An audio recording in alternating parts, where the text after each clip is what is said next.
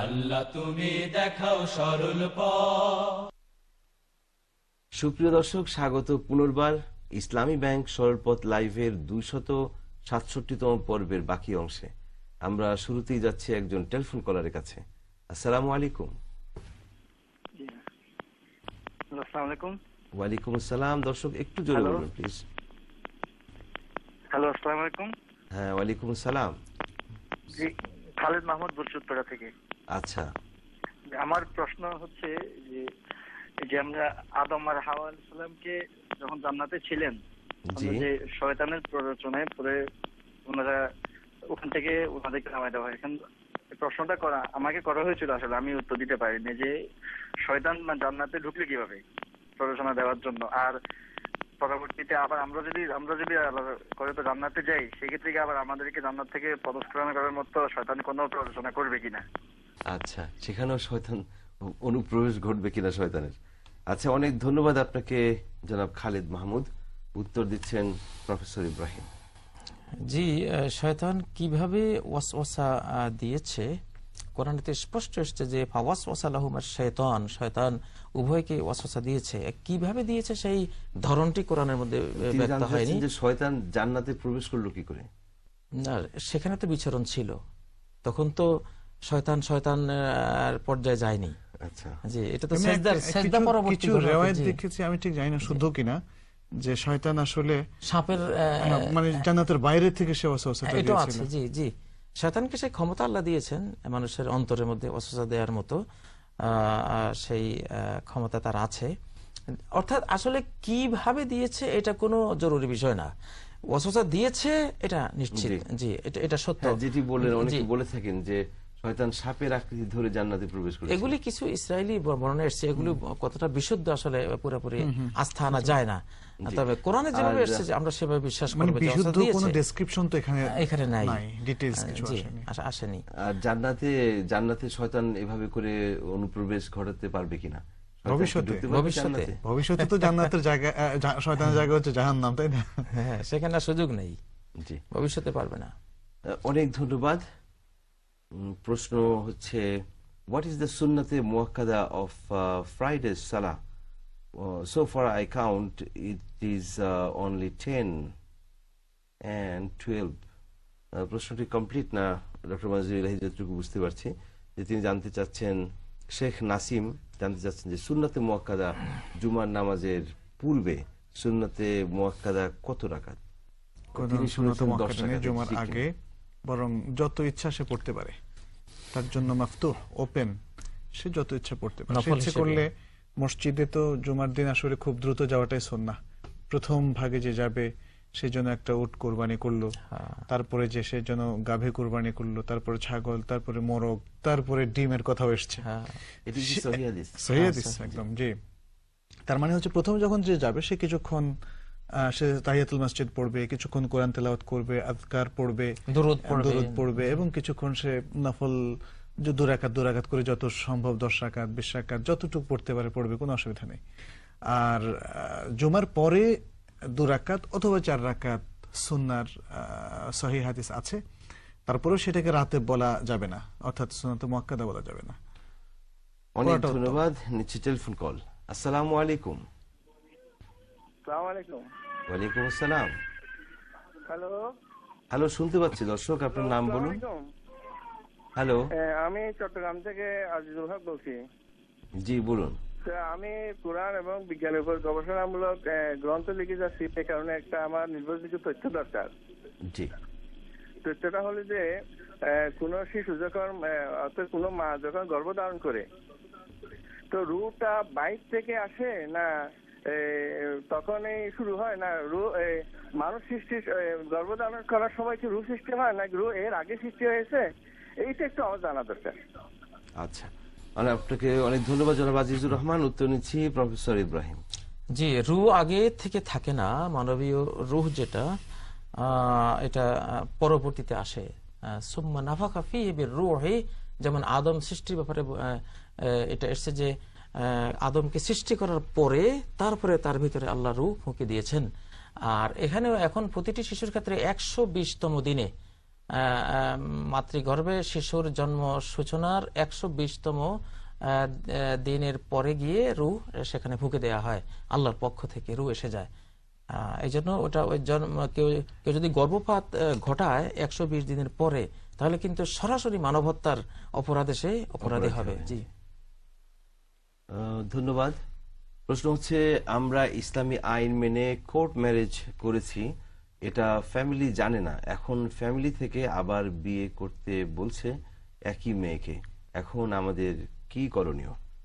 Doctor মঞ্জুর ইলাহি। নিয়ম অনুযায়ী তো আসলে ওয়ালির এদেনের প্রয়োজন। আর কোর্ট ম্যারেজ মানে কি, তিনি কি বলতে চাচ্ছেন কাজীর অফিসে গিয়ে যেটা হচ্ছে সেটাই, নাকি কোর্টে গিয়ে করেছেন? কোর্ট ম্যারেজ যেটা, কোর্ট ম্যারেজের ক্ষেত্রে আসলে কারণ থাকতে হবে। যেমন কোর্ট ম্যারেজটাও হতে হবে সে অবস্থায় যখন দেখা যাবে। কোর্ট ম্যারেজ বলতে কিছু নেই, বিয়েটা কাজী অফিসেই হয়, সেটাকে একটা সরকারিভাবে এটাকে স্বীকৃতি নেওয়ার জন্য কোর্টের দ্বারস্থ হতে হয়। কোর্ট থেকে সেটাকে এন্ডোর্স করা হয় বা এরকম কিছু এন্ডোর্সমেন্ট টাইপের কিছু একটা। যাই হোক, আমরা যেটা জানি যে মেয়েদের ক্ষেত্রে তার ওয়ালি থাকা শর্ত এবং সাক্ষীদার থাকা শর্ত, এর মধ্যে কোনো একটা যদি ভঙ্গ হয় তাহলে সেটাকে রিভাইজ করাটাই উচিত। তবে স্বাভাবিকভাবে যদি বিচারক সেই বিয়েটা, মুসলিম বিচারক সেই বিয়েটা দিয়ে দেন, তাহলে সেটা ইসলামে ভ্যালিড। উনি একজন ওলি। হ্যাঁ, উনি একজন ওলি, মুসলিম বিচারক যদি দিয়ে দেন। আর যে কাজীর কথা আমরা জানি, যিনি বিয়ে পড়ান সাধারণত রেজিস্ট্রার অফিস, আসলে নিকাহ রেজিস্ট্রারকে কাজী বলা হয়, তিনি কিন্তু বিচারক নন।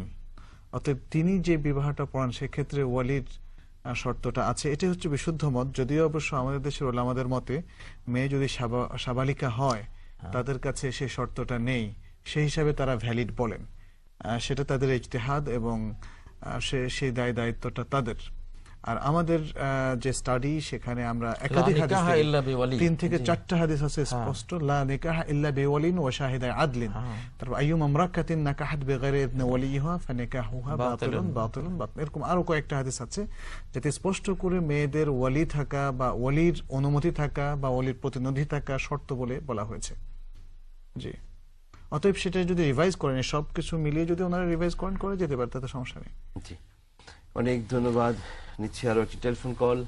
আসসালামু আলাইকুম। আসসালামু আলাইকুম। ওয়ালাইকুম সালাম। আমি কুমিল্লা থেকে কাজী সালিহুজ্জামান বলছি। জি, জনাব কাজী সালিহ। আমি জানতে চাচ্ছি স্যার, বলুন। এই আজানের আগে পরে দুরূদ পড়ার একটা বিধানের কথা বলা হচ্ছে, এইটা কতটুকু ইসলাম সম্মত বা সঠিকভাবে এটা জানতে চাচ্ছি। দরুদ পড়ার কথা বলা হচ্ছে? জি, এই ধরনের কুমিল্লা এলাকায় অনেকেই শুনতেছি যে আজানের আগে এবং পরে দুরূদ পড়ার কথা বলা হচ্ছে। জি, আপনাকে অনেক ধন্যবাদ।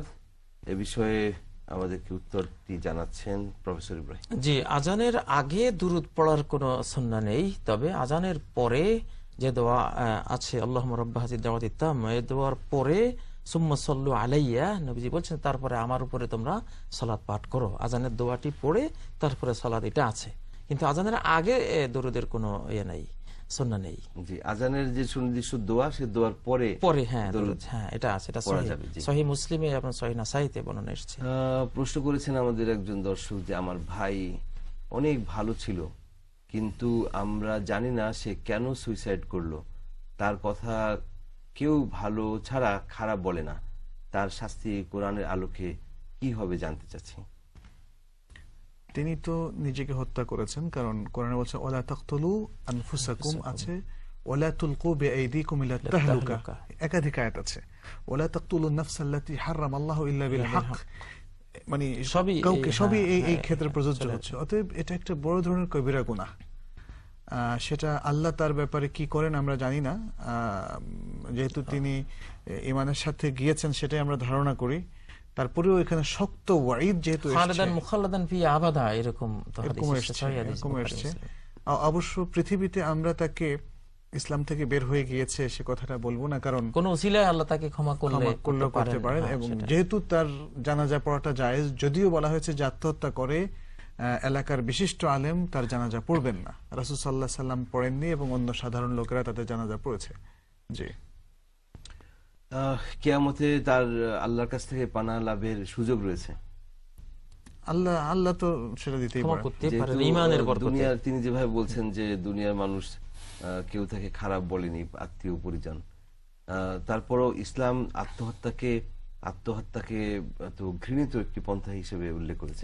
এটা সবচেয়ে খারাপ দিকটা হচ্ছে, এটা হচ্ছে নৈরাশ্যের রেজাল্ট, হ্যাঁ, নৈরাশ্যের। ফ্রাস্ট্রেশন, হতাশা। অথচ হতাশা হচ্ছে ইমানের বিপরীত অবস্থান। এই জন্য অধিকাংশ ক্ষেত্রেই হতাশা চরমে পৌঁছার পরে মানুষ আত্মহত্যা করে, এবং এই হতাশার মানে হচ্ছে আল্লাহর উপর কুফরি। অতএব আত্মহত্যা যারা করে তাদের অধিকাংশই এই কুফরির উপর মৃত্যুর সম্ভাবনা আছে, যত ভালোই তিনি দুনিয়াতে থাকেন না কেন। এই একটা বিশাল ব্যাপার আছে। তো আমরা আশা করি যে হয়তো তিনি ঈমান নিয়ে যেতে পেরেছেন, দেখা যাক। প্রসঙ্গক্রমে জানতে চাচ্ছি, যেমন আমাদের এই দর্শক বলেছেন যে সে খুবই ভালো ছিল, সবাই তাকে ভালো বলতো। তো একটা মানুষ মারা যাওয়ার পরে তাকে সবাই যদি ভালো বলে, এর কোনো ফায়দা আখিরাতে আছে? ঈমান থাকলে অবশ্যই ফায়দা আছে। ঈমান সহ যদি তিনি যেতে পারেন, গিয়ে থাকেন, তাহলে অবশ্যই ফায়দা আছে। আর ঈমান হারা হয়ে যান, হতাশা যদি তার এত বেশি হয় যে দূর আল্লাহ কি করছেন আমাকে, যে কোনো মৃত ব্যক্তির ব্যাপারে এটি, যে কোনো মৃত ব্যক্তির ব্যাপারে প্রযোজ্য। কোনো মৃত ব্যক্তির ব্যাপারে যদি এলাকার অধিকাংশ মানুষ এই সাক্ষ্য দেন যে তিনি ভালো ছিলেন, সৎ ছিলেন, তাহলে আল্লাহর কাছে এর কোনো গ্রহণযোগ্যতা আছে কিনা? গ্রহণযোগ্যতা আছে। হ্যাঁ, যদি ঈমান থাকে তাহলে সে জান্নাতি হবে, এটা হাদিসে। এই শর্তটা লাগবে, ঈমান থাকতে হবে, সামান্যতম ঈমান হলেও থাকতে হবে। জি, অনেক ধন্যবাদ।